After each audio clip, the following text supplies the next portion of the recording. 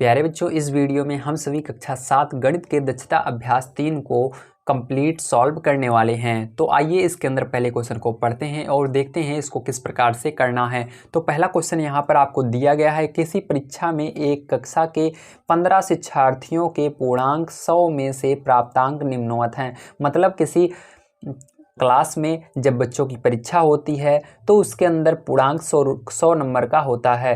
तो 100 में से यहाँ पर जितने जितने नंबर सबको मिले हैं उन सबको दिया गया है। तो इसको आपको क्या करना है, यहाँ पर जितने भी अंक जिसको प्राप्त हुए हैं उसका समांतर माध्य बताना है कि ज़्यादातर किस बीच में बच्चों को नंबर मिला है। इसी को हम समांतर माध्य कहते हैं। तो आइए पहले हम समांतर माध्य का फॉर्मूला जानते हैं क्या होता है और उसके बाद हम इसको सॉल्व कर लेते हैं।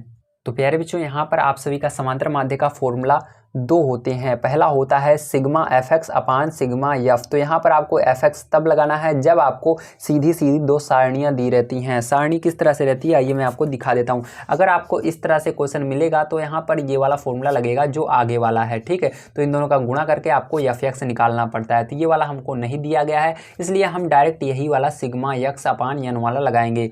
अब यहाँ पर सिग्मा का मतलब होता है जोड़ना, एक्स यानी जो नंबर दिए गए हैं, और एन यानी टोटल कितने नंबर दिए गए हैं। तो देखिए यहाँ पर आपको ये नंबर जो दिए गए हैं इसको सबको जोड़ लेना है। तो यही क्या बन जाएगा, आपका सिग्मा एक्स बन जाएगा।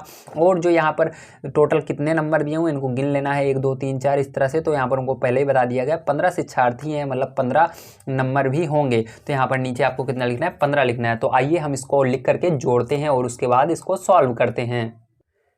तो प्यारे बच्चों, यहाँ पर हमने सारी संख्याओं को लिख लिया है। इस तरह से आपको प्लस का निशान लगा करके जितनी भी बुक के अंदर संख्याएं दी गई हैं सबको लिख लेना है। उसके बाद आपको क्या करना है, इसको जोड़ लेना है। जोड़ने पर जो आएगा वही सिग्मा एक्स होगा, ठीक है। तो यहाँ पर सिग्मा एक्स इन सबको जब आप प्यारे बच्चों जोड़ लेंगे तो आप सभी का आ जाएगा टोटल 600। कितना आ जाएगा, 600 आ जाएगा, ठीक है। यहाँ पर 600 आने के बाद आपको फॉर्मूला तुरंत लगा देना है। हमारा समांतर माध्य बराबर ये फॉर्मूला होता है। तो हम लिखेंगे समांतर माध्य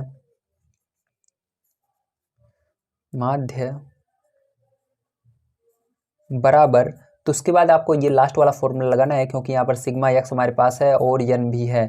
तो यहाँ पर सिग्मा एक्स बराबर हमने निकाला अभी 600 है। और इसके बाद आपको इन सभी संख्याओं को गिन लेना है। तो यहाँ पर देखिए टोटल आपकी 15 संख्याएं हैं। आपकी बुक में भी दिया गया कितने विद्यार्थी थे, 15 थे। तो उसमें जिसका जितना नंबर आया है उन सबको यहाँ पर दिया गया है। तो आपको यहाँ पर 15 लिख देना है और आपको 15 से भाग दे देना है। तो यहाँ पर देखिए 15 का आप पहाड़ा पढ़ेंगे, 15 के पहाड़े में 60 कितनी बार में आता है, तो 4 बार में आता है, ठीक है। तो 15 चौके 60 4 बार में आ गया, लेकिन यहाँ पर 0 बच रहा है, उसकी जगह 0 लगा देते हैं। तो आप 15 से जब 600 में भाग देंगे तो आपका आंसर क्या आएगा, 40 आ जाएगा। तो यही प्यारे बच्चों आपका क्या हो जाएगा, यही आंसर हो जाएगा समांतर माध्य, ठीक है। अब चलिए इसके बाद देखते हैं हम सेकंड नंबर क्वेश्चन को। तो सेकंड नंबर का क्वेश्चन प्यारे बच्चों ध्यान से समझिएगा, यहाँ पर आपको दिया क्या गया है। सेकंड नंबर क्वेश्चन दिया गया है 10 बालिकाओं के भार यानी वो कितने वजन हैं, ठीक। उनको जब तौला गया, जब नापा गया कि कितने वो गरु हैं, तो उसको हम भार कहते हैं। किलोग्राम में किसमें नापा गया, किलोग्राम में नापा गया। क्रमशः 40 42 41 ये सारी हैं, ठीक है, किलोग्राम है। इनके भारों का समांतर माध्य ज्ञात कीजिए। तो इसके अंदर भी आपको क्या करना है, समांतर माध्य ज्ञात करना है। तो यहाँ पर भी वही फॉर्मूला लगेगा। ये आपका यन है तो इन सबको जोड़ लेना, तो सिग्मा यन ये आपका यक्स है तो इस सबको जोड़ लेना, तो सिग्मा यक्स मिल जाएगा। और यन बराबर 10 बालिकाएं दी गई हैं तो 10 लिख करके हम भाग दे देंगे। तो चलिए कॉपी पर चलते हैं और इसको हम सॉल्व करते हैं। तो प्यारे बच्चों ध्यान से समझिएगा यहाँ पर करना कैसे है। तो यहाँ पर आपको सारी चीज़ें जितनी दी गई थी, जितने किलोग्राम में दिए गए थे, उन सभी को मैंने नोट कर लिया है। अब एक एक चीज़ को बड़े बारीकी से हम समझेंगे। तो प्यारे बच्चों यहाँ पर आपको सिग्मा एक्स बराबर दिया गया है, ये सारी चीज़ें, तो आपको इन सबको जोड़ लेना है जो बुक में दिया गया है। तो यहाँ पर प्लस लगाकर सारी संख्याओं को लिख करके हम जोड़ेंगे। जब प्यारे बच्चों यहाँ पर प्लस लगाकर आप जोड़ेंगे तो सिग्मा एक्स बराबर आप सभी का आ जाता है 381। कितना आता है प्यारे बच्चों, 381 आता है। और हमको यन बराबर यहाँ पर दिया गया है 10 बालिकाएं। ये जो आपको 10 दिया गया है, 10 बालिकाएं यही सभी हैं। अगर आपको इसके अंदर कन्फ्यूजन होता है तो आप इस सबको गिन सकते हैं। तो इनको गिनने पर भी 10 ही आएगा। तो इनको जितना गिनेंगे जितना आएगा वही आपका यन होता है। तो यन बराबर प्यारे बच्चों आपका क्या है, यहाँ पर यन बराबर आपको 10 दिया गया है।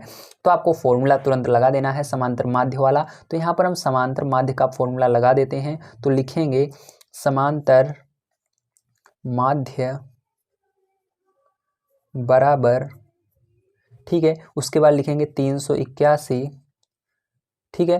381 क्योंकि ये समांतर माध्य बराबर हमारा क्या होता है, सिग्मा यक्स अपान एन होता है, तो इसकी जगह 381 लिखना है, बटे में 10 लिख देना है आपको उस फॉर्मूले से। ठीक है, तो यहाँ पर हम इसको भाग दे देंगे। तो फिर जो 10 से जब आप इसको भाग देते हैं तो ये जो 0 होता है, अगर नीचे 10 होता है तो दशमलव यहाँ पर लगता, अगर 100 होता तो यहाँ पर लगता, तो इसलिए 10 है तो यहाँ पर 81.1 हो जाएगा भाग देने पर। ठीक है, तो यही क्या हो जाएगा प्यारे बच्चों, किलोग्राम में आपका आंसर आ जाएगा। तो यहाँ पर हम किलोग्राम में इसको आंसर को लिख देते हैं, तो यही प्यारे बच्चों आपका आंसर हो जाता है। तो बताइए समझ में आया कि नहीं, वेरी गुड, समझ में आना चाहिए। अगर आप सभी को वीडियो पसंद आ रहा है तो प्लीज़ प्यारे बच्चों लाइक कीजिए, क्योंकि वीडियो बनाते समय मैं चाहता हूं कि आप सभी सपोर्ट करें मेरा, और लाइक ज़रूर करें, क्योंकि लाइक करने से प्यारे बच्चों मेरे को लगता है कि आप सभी को सारी चीज़ें समझ में आ रही हैं और मेरे को और बढ़िया वीडियो बनाने का इच्छा करता है। अगर आप सभी लाइक नहीं करते हैं तो दिल टूट जाता है कि शायद तक मेरे बच्चों को समझ में नहीं आ रहा है, इनको मैं पढ़ा रहा हूँ लेकिन उनको समझ में नहीं आ रहा है और मेरे को वीडियो बनाने का मन नहीं करता। इसलिए लाइक ज़रूर कीजिए और सब्सक्राइब भी कर लिया कीजिए, ताकि आपको नेक्स्ट वीडियो प्राप्त हो। तो चलिए इसके बाद हम देखते हैं तीसरा नंबर क्वेश्चन किस प्रकार से किया जाएगा। तो देखिए प्यारे बच्चों, यहाँ पर तीसरा नंबर क्वेश्चन आप सभी के लिए बेहद इंपॉर्टेंट है, इसलिए इसको बड़े ध्यान से समझना है आप सभी को। तो यहाँ पर देखिए प्यारे बच्चों, आपको दिया गया है निम्नलिखित सारणी में 50 शिक्षार्थियों। तो यहाँ पर जो आपका प्यारे बच्चों यन रहता है, ठीक है, नीचे जो यन रहता है उसका मान पता चल गया है आपको, कितने हैं, 50 शिक्षार्थी हैं टोटल, का भार किलोग्राम में दिया हुआ है। तो यहाँ पर सबका भार किस में दिया गया है, किलोग्राम में दिया गया है, जैसे पीछे दिया गया था। उनके भार का समांतर माध्य ज्ञात कीजिए, लेकिन आपको यहाँ पर समांतर माध्य निकालना है। लेकिन आज आप देख सकते हैं पीछे हमको डायरेक्ट दिया गया था, लेकिन यहाँ पर हमको डब्बों के अंदर दिया गया है। ये कॉलम बने हुए हैं, इस कॉलम के अंदर आपको दिया गया है, ठीक है, इस कॉलम के अंदर दिया गया है। तो इसको किस तरह से करेंगे ध्यान से समझिएगा। अब इसके लिए करने के लिए पहले जो फॉर्मूला मैंने आपको 2 फॉर्मूले बताए थे, देखिए ऊपर आपको दिखा दूं, ठीक है, यहाँ पर देखिए मैंने आपको 2 फॉर्मूले बताए थे, ठीक है। पहला फॉर्मूला कौन सा था, ये वाला था, दूसरा ये वाला था। तो मैंने बताया था जब आपका इस तरह से रहेगा तो आपका कौन सा फॉर्मूला लगेगा, ये वाला फॉर्मूला लग जाएगा। तो इसके अंदर हम कौन सा फॉर्मूला लगाएंगे, ये आगे वाला फॉर्मूला लगाएंगे, ठीक है। तो यहाँ पर हमको पहले एफ एक्स निकालना पड़ता है और सिग्मा एफ आपको यही दिया हुआ है, जो 50 शिक्षार्थी हैं यही आपका क्या है, एफ है, ठीक है, ध्यान रखना। तो इन सबको जोड़ने पर भी आपका नीचे वाले को जोड़ेंगे तब भी 50 आएगा, इसीलिए आपको यहाँ पर दिया गया है। क्यों दिया गया है, क्योंकि यहाँ पर कभी कभी हमको सिग्मा एफ नहीं दिया रहता है। यहाँ पर जैसे 50 दिया गया ना, किसी में जैसे यहाँ पर देखिए इसमें नहीं दिया गया, तो यहाँ पर आपको खुद ही जोड़कर निकालना पड़ता है, इसलिए आपको ये दिया गया है, ठीक है। तो चलिए अब चलते हैं कॉपी पर और इसको सॉल्व करते हैं। तो प्यारे बच्चों, यहाँ पर आप सभी को 3 कॉलम बना लेने हैं, कॉलम यक्स, कॉलम यफ और कॉलम यफ यक्स। तो यहाँ पर आपको कॉलम यक्स वाले में जो आपकी बुक में यहाँ पर जैसे भार दिया गया है किलोग्राम में, इसको लिखना है। दूसरे वाले में बारंबारता लिखनी है और तीसरा वाला हमको खुद ही सॉल्व करना होगा। तो आइए इसको कैसे करते हैं, कैसे लिखेंगे, इसमें क्या संख्याएं आएंगी उसको समझते हैं। तो प्यारे बच्चों यहाँ पर ध्यान से समझिएगा, आपको यहाँ पर उन संख्याओं को लिख लेना है जो कि गुणा करने पर आएगी इन दोनों को, क्योंकि यहाँ पर आपको आगे यफ यक्स दिया गया है, तो यफ ये है और यक्स ये है, तो इन दोनों का जब गुणा करेंगे जो आएगा उसको इसके सामने लिखना है। तो चलिए 4 का गुणा हम 40 में करते हैं, तो 4 का पहाड़ा 4 बार पढ़ेंगे तो कितना आएगा, 16 आएगा और 0 हम लगा देंगे। इसी तरह से आप 42 का गुणा जब 12 में करेंगे, ठीक है, जब 42 का गुणा 12 में करेंगे तो आपका 504 आ जाएगा, तो यहाँ पर 504 लिख देना है। इसी तरह से जब आप 43 का गुणा 18 में करेंगे तो आपका 774 आ जाएगा, तो इसको लिख देना है। जब आप 44 का गुणा 10 में करेंगे तो 44 को गुणा 10 में करने पर आपका 440 आ जाएगा। अब यहाँ पर 45 का गुणा 6 में करेंगे, 45 का गुणा जब 6 में करेंगे तो आपका 270 आ जाएगा। तो प्यारे बच्चों यहाँ पर आप सभी जैसा देख सकते हैं हमने सबका गुणा कर लिया है। अब हमको फॉर्मूला हमारा क्या होता है और हमको और क्या चीज़ें निकालनी है उसको पहले फॉर्मूला लिख कर ही आप समझ सकते हो। प्यारे बच्चों, समांतर माध्य का जो फॉर्मूला होता है वो कुछ इस प्रकार से होता है, सिग्मा एफ एक्स अपान सिग्मा एफ। सिग्मा एफ का मतलब होता है कि जो ये एफ है इसके अंदर सबको जोड़ करके जब आप लिख देते हैं तो वो सिग्मा एफ बन जाता है। उसी प्रकार से जब आप इन दोनों को गुणा कर देते हैं, ठीक है, यहाँ पर हमने गुणा किया था, गुणा करने वाले को इन दोनों को जब हम जोड़ लेते हैं सबको, उन सबको जोड़ कर जब लिखोगे तो वो सिग्मा एफ एक्स, क्योंकि एफ और एक्स का गुणा हो रहा है इसलिए सिग्मा एफ एक्स हो जाएगा जोड़ने पर। तो आइए इन सबको हम जोड़ लेते हैं। तो आपको ये ध्यान रखना है जब एफ आपको पहले से दिया रहे तो वहाँ पर जोड़ने की जरूरत नहीं होती। जैसे कि यहाँ पर देखिए दिया गया है एफ यानी 50 शिक्षार्थियों का भार, तो यहाँ पर पहले से ही बताया गया है ये जो एफ है ये 50 होंगे, अगर आप जोड़ेंगे तब भी ये 50 ही आएगा, ठीक है। अब इसी प्रकार से आपको यहाँ पर लिख देना है 50, ठीक है, कितने सिग्मा एफ कितना हो गया, 50 हो गया। अब आपको यहाँ पर सिग्मा यफ यक्स निकालना है, मतलब आपको इन सबको जोड़कर लिखना है। ठीक है, तो जब आप इन सबको जोड़कर लिखते हैं तो आप सभी का आ जाता है 2148। कितना आता है? 2148 आ जाता है। ठीक है, तो इतना आ गया है। अब क्या करना है इसके बाद आपको यहाँ पर इस फॉर्मूले पर रख देना है। तो यहाँ पर फॉर्मूला हमारा क्या है? सिग्मा एफ एक्स, मतलब सिग्मा एफ एक्स जो निकला है उसको ऊपर रखेंगे। तो यहाँ पर हम रख देते हैं। तो यहाँ पर इसको 2148 को लीटर रख देना है और अपान लगाना है बटे, उसके बाद सिग्मा एफ 50 आया है तो 50 को यहाँ पर इस प्रकार से आपको रख देना है और उसके बाद आपको भाग देना है। तो जब आप इन दोनों को भाग देते हैं आपस में तो आप सभी का यहाँ पर 42.96 किलोग्राम आ जाता है। ठीक है, कितना आता है? 42.96 किलोग्राम आ जाता है। तो ये क्या होगा? यही आपका करेक्ट आंसर हो जाएगा। तो चलिए इसके बाद चलते हैं हम अपने 3 नंबर क्वेश्चन पे, 4 नंबर के क्वेश्चन पर, और 4 नंबर का क्वेश्चन भी हम सॉल्व करते हैं। तो ये आपका 3 नंबर का क्वेश्चन था और ये हमने सॉल्व कर लिया है। अब देखिए 4 नंबर का क्वेश्चन सबसे पहले हम पढ़ लेते हैं, हमको दिया क्या गया है। तो 4 नंबर क्वेश्चन में आपको दिया गया है निम्नलिखित बारंबारता बंटन का समांतर माध्य ज्ञात कीजिए। तो यहाँ पर आपको उसका समांतर माध्य ज्ञात करना है, और लेकिन इसके अंदर आपको ये जो यफ है इसकी वैल्यू नहीं दी गई है, सिग्मा यफ की वैल्यू नहीं दी गई है जैसे यहाँ पर दिया गया था। तो आपको इन सबको नीचे वाले को भी जोड़ना पड़ेगा। तो आइए इसके अंदर हम पहला नंबर इस तरह कॉलम बनाते हैं 3, उसके बाद इसको सॉल्व कर लेते हैं। तो प्यारे बच्चों यहाँ पर जितनी भी चीज़ें थी मैंने लिख लिया है। अब आपको ध्यान से समझना है ये कैसे आया। तो यहाँ पर देखिए जो आपकी ऊंचाई थी उसको हम यक्स हमेशा मानते हैं, उसको आपको एक कॉलम पहले वाले में लिखना है, और बारंबारता को यफ मानते हैं उसको दूसरे कॉलम में लिखना है। ठीक है, अब इसको जोड़ने पर जो आएगा उसी को हम क्या कहेंगे? सिग्मा यफ कहेंगे। तो इन सबको जब हम प्यारे बच्चों जोड़ लेंगे तो हम सबका 27 आ जाएगा। कितना आएगा? 27 आ जाएगा। उसको लिख लेना है, वही हमारा सिग्मा यफ कहलाएगा। और आपको यफ यक्स और यफ दोनों को, इन दोनों का गुणा करके यहाँ पर लिखना है, फिर इन दोनों को गुणा करके यहाँ पर लिखना है। इस तरह गुणा करके आप सामने उनके सारी चीज़ें लिख देना। ठीक है, लिखने के बाद जब आप इनको जोड़ेंगे तो आपका कितना आएगा उसको यहाँ पर लिखना है। तो इनको जब आप जोड़ लेंगे तो वो सिग्मा एफ एक्स कहलाएगा। तो इनको जोड़ने पर आपका आ जाता है 3909.5। ठीक है, कितना आया? 3909.5। तो यही आपका सिग्मा एफ एक्स कहलाया। अब आपको क्या करना है? फॉर्मूला लगाकर इसको सॉल्व कर लेना है। तो चलिए हम फॉर्मूला लगाते हैं। हमारा फॉर्मूला क्या होता है? समांतर माध्य बराबर, उसको ध्यान से समझना है। तो हमारा होता है समांतर माध्य बराबर क्या होता है? सिग्मा एफ एक्स अपान सिग्मा यफ, है ना, ये होता है। तो अब देखिए यहाँ पर हम मान को रख देंगे तो हमारा देखिए सिग्मा एफ एक्स है वो भी निकला है कितना? 3909.5, 3909.5। ठीक है, और बट्टे लगाना है, और यहाँ पर आपका सिग्मा एफ कितना निकला? 27 निकला है। तो इसको लिख देना है। ठीक, इस तरह से अब क्या करेंगे? आप इसको भाग देंगे। ठीक, तो इसको जब आप भाग दे देते हैं तो आपका आंसर आ जाता है 144.8। ठीक है, सेंटीमीटर। कितना आएगा? 144.8 सेंटीमीटर। यही क्या हो जाएगा? आपका करेक्ट आंसर हो जाएगा। ठीक है, भाग देने पर यही आपका आएगा। तो चलिए अब इसके बाद हम देखते हैं, ये आपको 4 नंबर का था। अब देखेंगे हम 5 नंबर का क्वेश्चन किस प्रकार से किया जाएगा।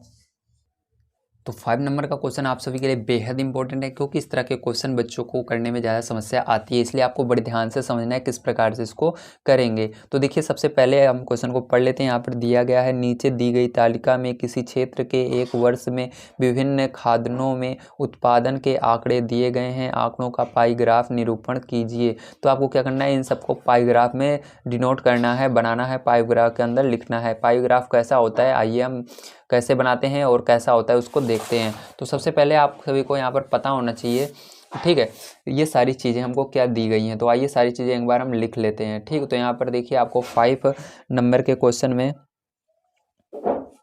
ठीक है, 5 नंबर क्वेश्चन में आप सभी को मक्का जो है वो कितना दिया गया है? मक्का बराबर दिया गया है आपको 4। ठीक है, क्या दिया गया? 4 दिया गया है। ठीक, इतना समझ में आ गया? Very good. अब देखिए इसको सबसे पहले आपको कन्वर्ट करना पड़ेगा। किस में कन्वर्ट करना पड़ेगा? आपको कन्वर्ट करना पड़ेगा अंश में, ठीक है। अगर आप इसको अंश में कन्वर्ट कर देंगे तो क्योंकि हमारा जो एक वृत्त होता है, क्योंकि गोले के अंदर हम इसको निरूपित करेंगे तो जो गोला होता है वो 360 अंश का होता है, तो इसलिए आपको इसको अंश में निकालना होगा कि 360 में से ये कितना अंश एरिया कवर करेगा, ठीक। उसको निकालने के लिए आपको क्या करना है, आपकी बुक में जो ये सारी चीज़ें दी गई हैं, ठीक, ये सारी चीज़ें दी गई हैं, इन सबको जोड़ लेना है, टोटल कितनी चीज़ें हैं और टोटल जोड़ने पर कितना आता है। तो चलिए जोड़ लेते हैं। 4 4 8 8 और 6 हो गया आपका 14 14 और 10 24 24 और 12 36। तो टोटल आपका कितना आ रहा है, 36 आ रहा है, ठीक है।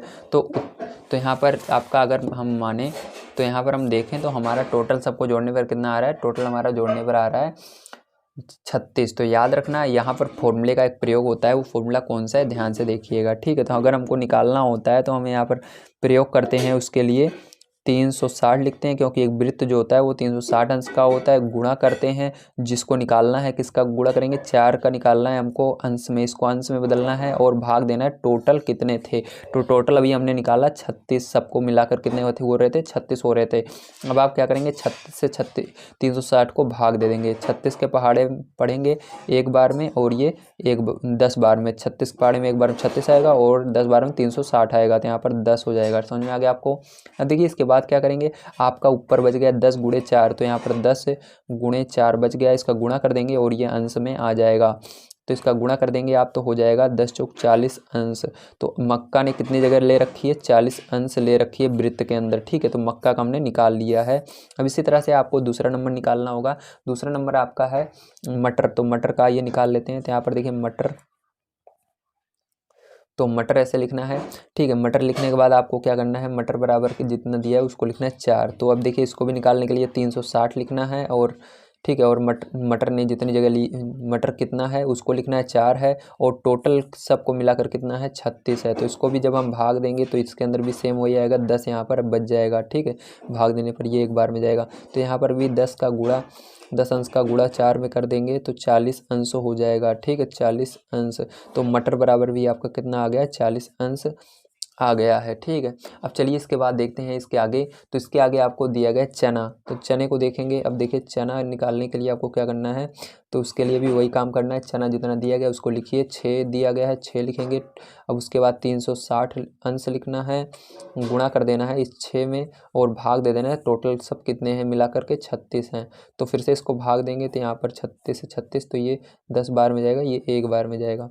तो यहाँ पर 10 अंश यहाँ पर बच रहा है ना, क्योंकि अंश में था। तो 10 अंश का गुणा कर देंगे 6 में, तो कितना आ जाएगा आपका 10 छंग 60 अंश हो जाएगा, ठीक है। समझ में आ गया। तो ये आपका क्या निकला, चना निकल गया। अब देखिए इसके बाद आपको इसके आगे करना है। इसके आगे आपको गेहूं दिया गया है, तो चलिए गेहूं का भी निकाल लेते हैं हम। तो गेहूं आपको दिया गया है 10, ठीक है। तो 10 दिया गया है गेहूं।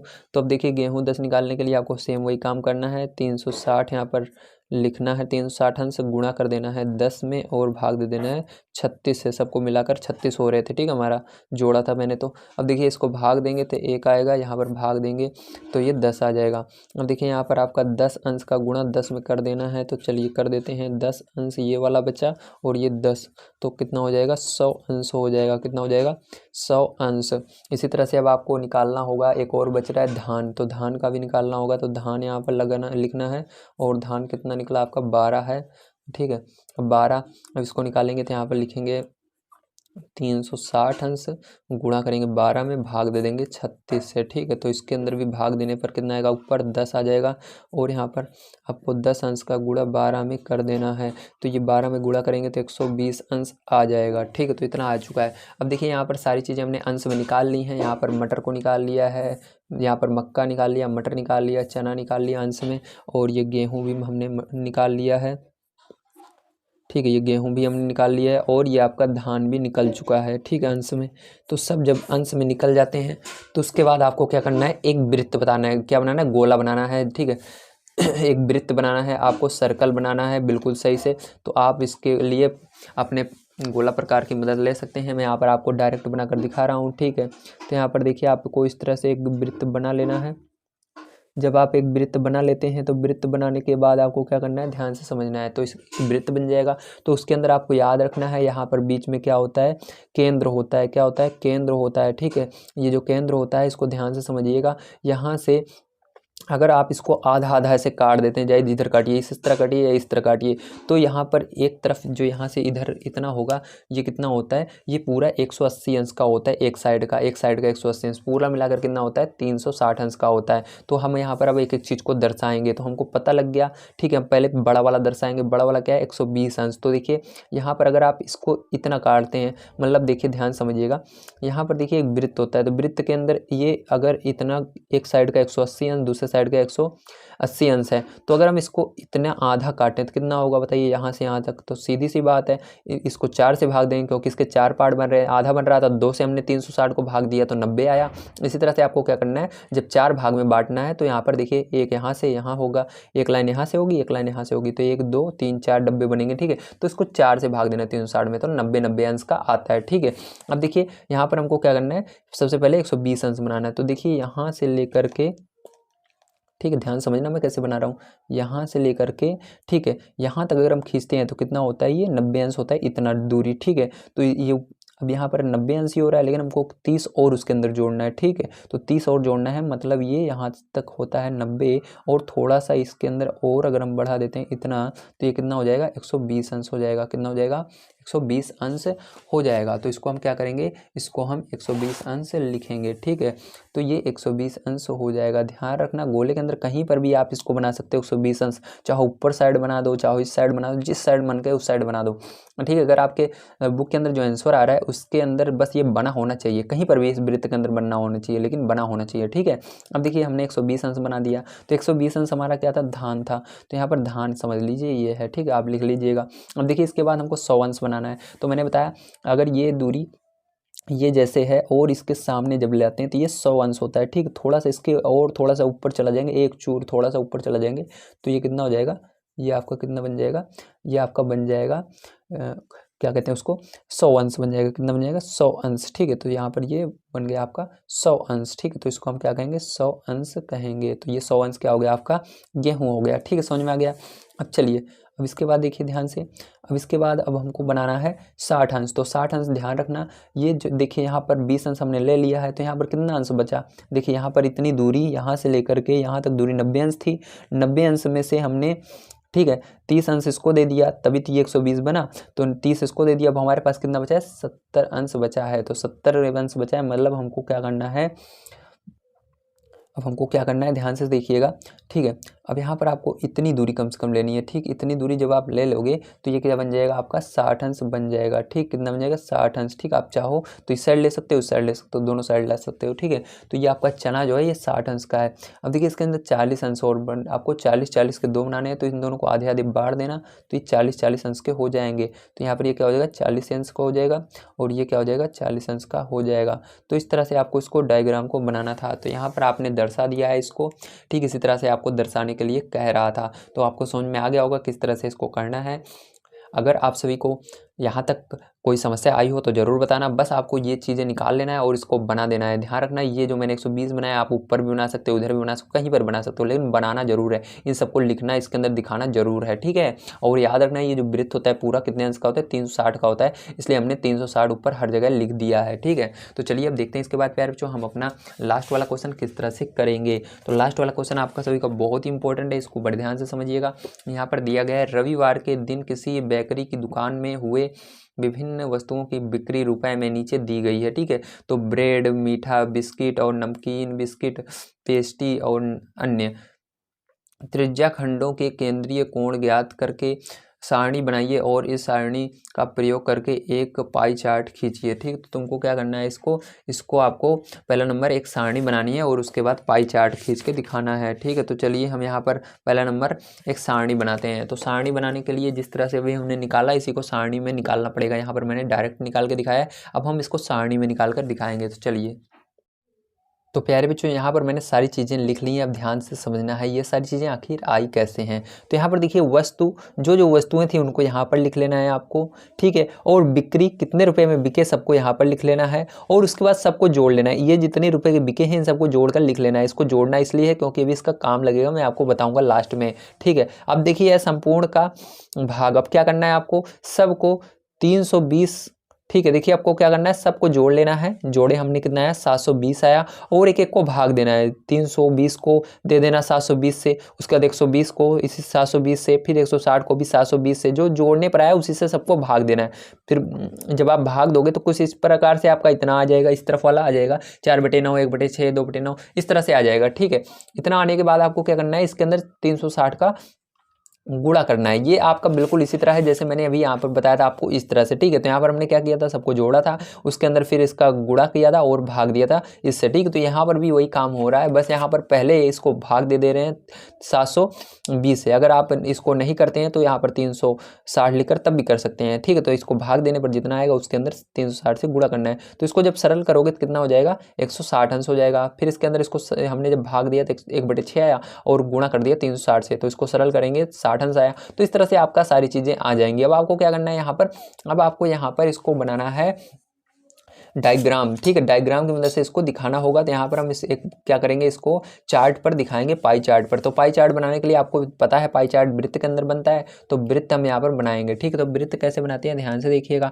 तो यहाँ पर एक इस तरह से वृत्त बना लेना है। वृत्त बनाने के बाद प्यारे बच्चों अब क्या करना है, ध्यान से समझिए। अब इसके बाद आपको यहाँ पर ए बीच में क्या होता है, आपका केंद्र होता है। ठीक है, और ये जो वृत्त होता है पूरा 360 का होता है, इसलिए इसके अंदर हमने 360 का जो भाग देने पर आया उसके अंदर गुणा भी किया था। ठीक है, अब क्या करेंगे ध्यान से समझिएगा। अब इसके अंदर आपको 160 अंश बनाना है। ठीक है, सबसे पहले 160 अंश बनाएंगे। तो 160 अंश बनाने के लिए आपको पता होना चाहिए, जब ये आधा आधा इसको हम बांट देते हैं इस वृत्त को, ठीक, आधा इस साइड हो जाता है आधा इस साइड, तो ये एक साइड पूरा जो है, जय इस साइड का लें जय इस साइड का, ये 180 अंश का होता है। कितना होता है, 180 अंश का। तो 180 अंश के अंदर से अगर हम 20 कम कर दें तो 160 हो जाएगा। तो मतलब हमारा जो होगा ये, तो इतना सीधा ऐसे रहता है। ठीक, ये 180 रहेगा, तो इसके अंदर से 20 कम कर देते हैं। तो चलिए यहाँ से हमने इस केंद्र पर ऐसे मिलाना है आपको लाकर। ठीक है, तो ये इस तरह रहता है, तो ये 20 हो गया, इतना हमने छोड़ दिया क्योंकि 20 हमको कम करना है ना, हमको 160 करा है, 180 नहीं करा, इसलिए आपको 20 नहीं लेना है और इसको बिल्कुल सीधा ऐसे ला करके मिला देना है।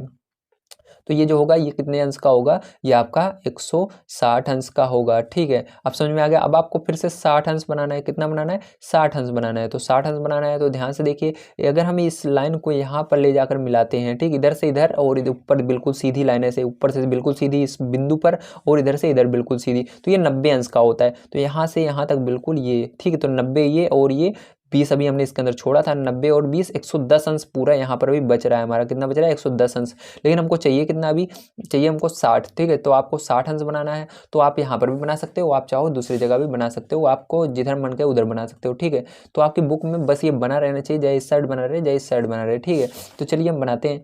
अब देखिए 60 अंश हमको बनाना है, तो इसके अंदर क्या करेंगे, हमने ये 20 इधर छोड़ा था और अगर हम इसके अंदर 40 और ले लें, तो 40 लेने का मतलब है कि आपका ये यहाँ से यहाँ तक पूरा 90 अंश का होता है, तो इसके अंदर से 40 ले लेते हैं तो 50 हमारा बच जाता है। ठीक है, तो आपका ये 20 और ये 40, ठीक है 60, तो इतना हो जाएगा, कितना हो जाएगा इतना। ठीक, तो ये हो जाएगा आपका कितने अंश का हो जाएगा, ये आपका हो जाएगा 60 अंश का। कितना हो जाएगा, 60 अंश का हो जाएगा। ठीक है, समझ में आ गया, वेरी गुड। अब देखिए चलिए इसके बाद देखते हैं आगे। तो आगे देखिए आपको दिया गया 80 अंश अब बनाना है। तो यहाँ पर देखिए हमारा अभी तक, ठीक है, अब यहाँ पर देखिए ध्यान समझिएगा, यहाँ पर आपको 20 छोड़ा था और इसके अंदर 20 के अंदर 40 और जोड़ दिया। ठीक, क्योंकि 90 अंदर के 90 में से 40 निकाला आपने, 90 में से 40 निकाल लिया, तो 90 में से 40 निकालो कितना बचा, 50 बचा। ठीक है, तो 50 क्या है अभी यहाँ पर बचा हुआ है। ठीक है, यहाँ से अगर आप इस लाइन को ऐसे मिलाते हैं 50 होगा, लेकिन आपको 30 और चाहिए, तो इतना मिलाने पर 50 होगा, 30 और चाहिए, तो क्या करेंगे थोड़ा सा और आपको नीचे लेना पड़ेगा। ये 20 अंश यहाँ पर जब हमने छोड़ा था इतना 20 था, थोड़ा और इससे थोड़ा ज़्यादा हो जाएगा, 30 अंश हो जाएगा। तो हमको 50 और 30 जब जोड़ देंगे तभी तो 80 होगा। तो यहाँ पर इसको जोड़ने पर 50 होगा, थोड़ा सा और नीचे अगर हम ले लेते हैं, इतना पर ले लेते हैं, तो ये कितना हो जाएगा, 80 अंश हो जाएगा। कितना हो जाएगा, 80 अंश हो जाएगा। तो ये आपका कितना हो जाएगा, 80 अंश। ठीक है, अब देखिए आपको 40 अंश चाहिए, तो ध्यान रखना अब हमारा यहाँ पर हमने इसको, ठीक है, इसको मिलाया। ठीक है, ये 50 अंश यहाँ पर हमारा ऊपर वाले में बच रहा था और 30 अंश इसमें से लिया मैंने, इस नीचे 90 वाले में से। ठीक है,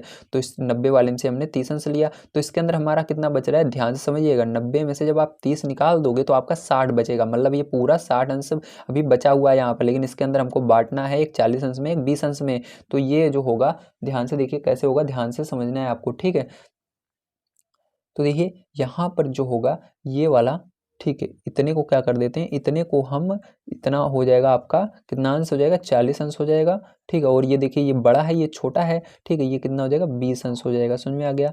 तो इस तरह से आपको इसको बनाना था। तो प्यारे बच्चों ध्यान रखिएगा, वृत्त के अंदर सारी चीज़ें आपकी बनी होनी चाहिए, ठीक है। आपको क्योंकि परीक्षा के अंदर आंसर देखने के नहीं मिलेगा, ठीक है, आंसर नहीं देखना है परीक्षा के अंदर, आपको डायरेक्ट करना है। इसलिए आपको ये नहीं पता रहेगा कि ये जो मैंने बनाया इस साइड है या इस साइड है या इस साइड है, बस आपको बना देना है जैसे मैंने समझाया, ठीक है। ये नहीं देखना है कहाँ पर रहेगा। तो प्यारे बच्चों यहाँ पर सारी चीज़ें खत्म होती हैं हमारी। पूरा एक्सरसाइज का क्वेश्चन आज हमने समाप्त कर लिया है इस एक्सरसाइज के, ठीक है, दक्षता अभ्यास 3 का। तो इसके अंदर सारी चीज़ें आपको समझ में आई होंगी, ठीक है। अगर आप सभी क्लास 7 में हैं और आप सभी क्लास 7 के आगे की मैथ को पढ़ना चाहते हैं तो प्लीज़ चैनल को सब्सक्राइब कर लीजिएगा अगला वीडियो देखने के लिए। और ये वीडियो कैसा लगा प्लीज़ कमेंट करके बताइएगा। आप सभी को ये क्वेश्चन अगर मिलेगा तो आप कर पाएंगे या नहीं, ज़रूर बताइएगा। तो अगली वीडियो देखने के लिए चैनल को सब्सक्राइब करना मत भूलिएगा। Thank you very much.